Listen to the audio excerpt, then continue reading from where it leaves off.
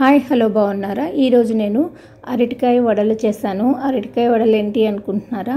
అరటికాయతో ఎప్పుడు మనం కూర, పులుసు లాంటివి, నెక్స్ట్ ఫ్రై లాంటివి ఇలాగే చేసుకుంటాం కదా. నేనైతే అరటికాయ ఉన్నప్పుడల్లా, నేను ఎక్కువ మార్కెట్కి వెళ్ళినప్పుడల్లా 5-6 అరటికాయలు తెస్తాను. ఒకరోజు ఫ్రై చేస్తాను, ఒకరోజు అల్లం పచ్చిమిర్చి వేసి కూర చేస్తాను, ఒకరోజు ఇలా వడల్లాగా చేసి పెడతాను అనమాట. పిల్లలకి స్నాక్ ఐటెం బాగుంటుంది. అందులో చల్లగా ఉన్నది కదా వాతావరణం, ఇలాంటప్పుడు ఇట్లా వేడివేడిగా ఇట్లాంటివి చేసుకుంటే ఈవినింగ్ స్నాక్స్ కింద చాలా బాగుంటుంది అనమాట.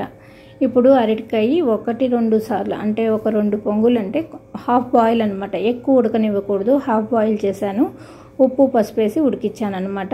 అది తీసేసాను. ఎక్కువ నీళ్లు పోసి ఉడికించుకోకూడదు, ఎందుకంటే నీళ్లు వేస్ట్ చేస్తాం కదా, పడేస్తాం కదా, అందుకనేసి అనమాట. సమంగా వేసుకొని ఉడికించాలి, ఎందుకు వాటర్లోకి వెళ్ళిపోతుంది కదా వెజిటేబుల్ ఇది, అందుకనేసి బలవంతా వెళ్ళిపోతుంది కాబట్టి దాన్ని సరిసమానంగా ఉడికించుకొని ఆ తర్వాత దీంట్లో నేను బియ్యపిండి వేస్తున్నాను. శనగపిండి వేయకుండా బియ్యపిండి, ఉప్పు, కారం, ఇప్పుడు మనకు వాము కావాలంటే వాము వేసుకోవచ్చు. జీలకర్ర ఫ్లేవర్ ఎక్కువ ఇష్టపడే వాళ్ళు జీలకర్ర వేసుకోవచ్చు. జీలకర్ర వేసాను. కొత్తిమీర ఒక కట్ అంతా కొత్తిమీర వేసేసాను. చూసారా, సన్నగా కట్ చేసిన కొత్తిమీర, కరివేపాకు ఇవన్నీ వేసేసి మంచిగా మిక్స్ చేసేసుకుందాం. కొంచెం వేడిగా ఉంది కాబట్టి చల్లారాక నేను చేత్తోనే కలిపేస్తున్నాను అనమాట. చాలా వేడిగా ఉంది, అందుకే ట్రై చేస్తూ ఉన్నాను. ఇది బియ్యపిండి వద్దు అనుకునే వాళ్ళు, రైస్ వద్దు అనుకునే వాళ్ళు, రైస్ ఫ్లేవర్ వద్దు అనుకునే వాళ్ళు ఇది శనగపిండి వేసుకోవచ్చు, మైదా వేసుకోవచ్చు, మన ఇష్టం. రాగి పిండి అయినా వేసుకోవచ్చు, ఏ పిండితో అయినా. ఇది అంటే బైండింగ్ కోసం అనమాట. లేకపోతే బ్రెడ్ కానీ ఉంటే దాన్ని మిక్సీ చేసి దాన్ని ఆ పౌడర్ కూడా వేసి కలుపుకోవచ్చు. ఏదైనా హెల్తీ ఐటమ్స్ ఇవన్నీ. కాకపోతే మనం ఆయిల్లో డీప్ ఫ్రై చేస్తున్నాం కాబట్టి అది ఒక్కటి. ఇది షాలో ఫ్రై కూడా చేసుకోవచ్చు, చాలా టేస్టీగా ఉంటుంది. మనం ఎప్పుడో చేస్తాం కాబట్టి డీప్ ఫ్రై చేసిస్తే ఏం పర్వాలేదండి. అందుకే నేను వీక్లీ వన్స్ అయితే డీప్ ఫ్రై ఐటెం చేస్తాను. మిర్చి బజ్జీ కానీ, శనగపప్పు వడ కానీ, మినపప్పు వడ కానీ, ఏదో ఒకటి వీక్లీ వన్స్ అయితే ఖచ్చితంగా చేస్తానన్నమాట. ఇలాంటి రెసిపీస్ ఎప్పుడూ అరుదుగా చేస్తాను. ఫ్రెష్ కూరలు దొరికినప్పుడు క్యాలీఫ్లవర్ ఫ్రై, నెక్స్ట్ అరటికాయ, ఇట్లా చేస్తూ ఉంటాను అనమాట. ఇప్పుడు చూసారా, మనం షేప్ మన ఇష్టం. వడల షేప్ కావాలంటే వడల్లో లాగా వేసుకోవచ్చు, లేదా రౌండ్ షేప్లో వేసుకోవచ్చు, ఓవెల్ షేప్లో వేసుకోవచ్చు. మనకు షేప్ ఎలా పిల్లలు నచ్చుతారో అలా వేసేస్తే బాగుంటుందన్నమాట.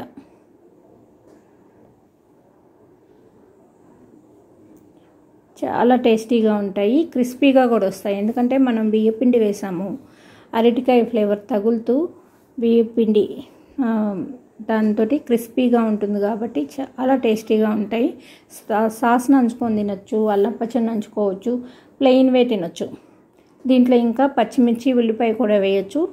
నేను అన్ని రోజుల్లో ఉల్లిపాయ వాడను అనమాట, అందుకని ఉల్లిపాయ తక్కువ వాడతాను. గురువారం, శనివారం, లేకపోతే ఏకాదశి, పౌర్ణమి, అమావాస్య, ఇట్లా ఏదో ఒకటి అంటే ఉల్లిపాయ తక్కువ వాడతానన్నమాట.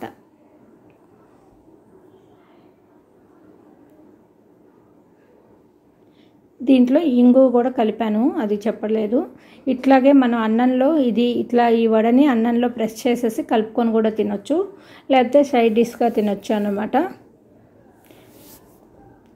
ఇలా ఎవరైనా అరటికాయ ఫ్లేవర్ తినని వాళ్ళు ఇలా ట్రై చేసి చూడండి, చాలా ఇష్టంగా తింటారు. చిన్నపిల్లలు ఉంటారు కదా, వాళ్ళకి మనం కూరలు తక్కువ పెడతాము.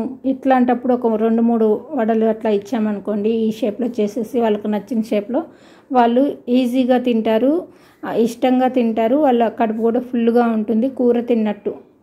కూరలు తింటే మంచిది కాబట్టి ఇట్లాంటివి తింటే చాలా బాగుంటుంది, వాళ్ళకి నచ్చుతాయి. నేను చిన్నప్పటి నుంచి ఇలాగే చేస్తాను. అరటికాయలు ఎప్పుడు తెచ్చినా అనమాట, వీక్లీ అంటే మంత్లో ఒకసారి ఎప్పుడైనా బయటికి వెళ్ళినప్పుడు అరటికాయలు దండిగా తెస్తాను. ఒక 6-7 తెచ్చి ఇట్లా చేస్తూ ఉంటానన్నమాట.